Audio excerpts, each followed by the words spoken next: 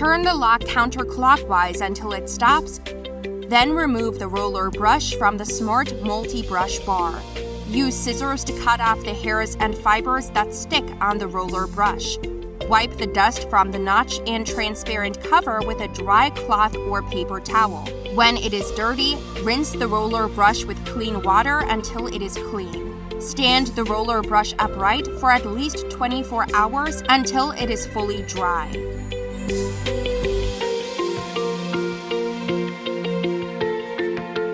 Use a coin as illustrated to rotate the lock counterclockwise until you hear a click. After unlocking the roller brush, remove it from the mini electric brush.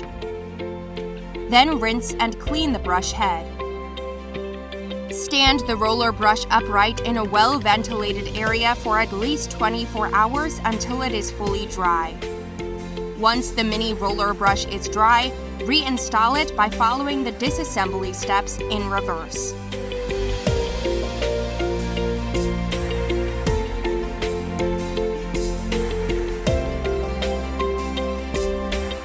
Remove the HEPA filter from the vacuum cleaner by pulling it down.